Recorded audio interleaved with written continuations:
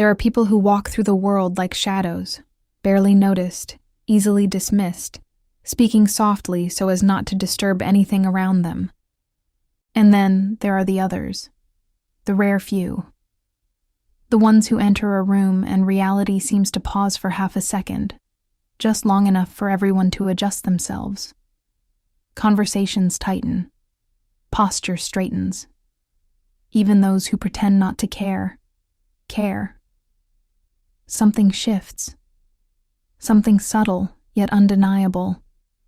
Not because the person is loud. Not because they are aggressive. Not because they demand authority. But because they carry a gravity that changes the psychology of everyone near them.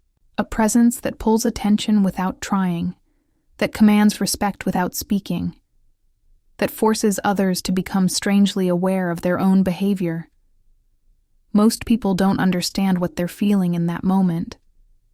They only know that their words suddenly matter more, and they choose them more carefully. This kind of presence isn't taught in school. You don't find it in self-help books or motivational speeches. It is something ancient, something carved into the human psyche long before history began. Humans once survived not by reading people's words, but by reading their essence. And though our world has replaced firelight with neon signs and primal danger with artificial noise, the instinct hasn't disappeared. It simply went dormant, waiting for someone who still knows how to carry themselves with the kind of weight that silence alone can't hide. Most people don't carry that weight anymore. Modern life drained them of it. Endless distraction, constant urgency, the compulsive need to explain themselves, the fear of being misunderstood. They react too quickly, talk too much, apologize for existing. Their emotions spill out everywhere, and the world handles them carelessly accordingly. But every once in a while, someone rises above that noise. Someone stops rushing. Someone stops leaking emotion. Someone stops performing. And in their stillness, they become something rare, something unsettling, something people don't quite have a word for. It begins with the simplest, darkest form of power, the refusal to react. Most people live at the mercy of their environment. A tone of voice can control them. A minor disagreement can unravel them. A perceived slight can send them into spirals of justification and panic. But the person with presence is different. Their emotions are not up for negotiation. They don't flinch when confronted, don't crumble under tension, don't rush to defend themselves. They are not cold, just composed, not detached, just deliberate. And this stillness disturbs people in the same way a perfectly calm ocean disturbs sailors. Not because it is peaceful, but because it hides depth. Because calmness in a world built on impulse is unnatural, and nature always respects the unnatural. When someone cannot predict your emotional reactions, they tread carefully. When they cannot provoke you, they reconsider their approach. When you don't react, they reveal who they truly are. And when you remain untouched by their attempts to pull you into chaos, they unconsciously elevate you into the psychological role of someone who cannot be moved. A presence begins forming around you, not from force, but from restraint. The next layer builds itself without effort.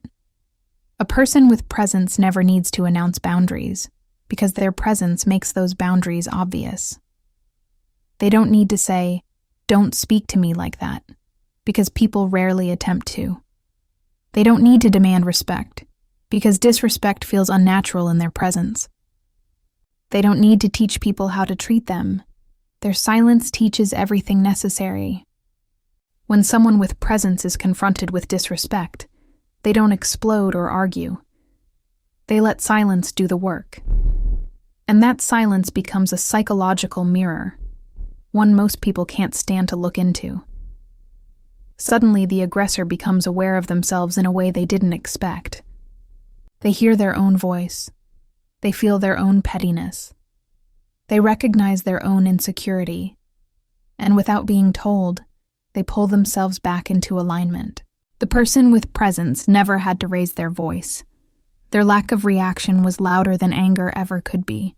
Presence deepens further through self-respect, not the kind people post about online, but the kind that lives quietly and unshakably inside, the kind that doesn't bend itself to fit the comfort of strangers, the kind that doesn't dilute truth for approval, the kind that doesn't need to be validated to be certain. When you carry yourself with genuine self-respect, others sense it before you speak. They sense it in the way you look at them, not for permission, but for information. They sense it in the way your voice carries, not loud, but steady. They sense it in the way you move, not rushed, but intentional.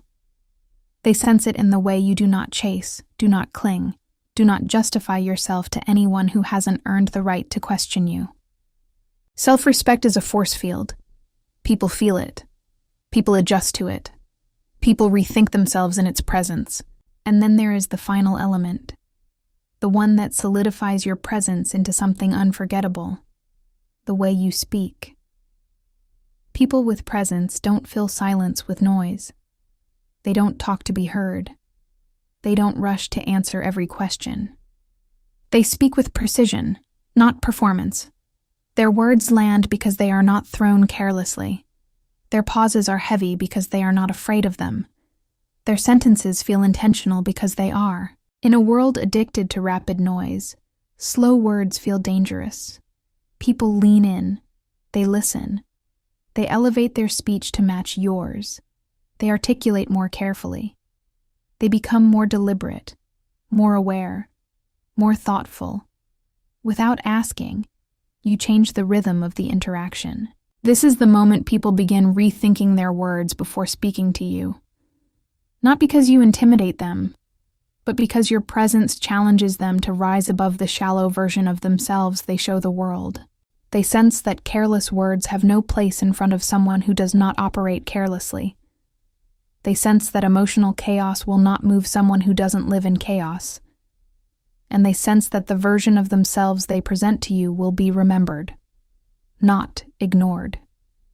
Most people never experience this type of presence because they never face themselves long enough to build it.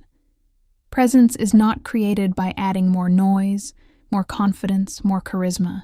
Presence is created by stripping away everything that weakens you, by removing the frantic need for approval, by silencing the voices that beg for validation, by seeing yourself clearly and refusing to apologize for what you see. You become powerful when you stop trying to be powerful.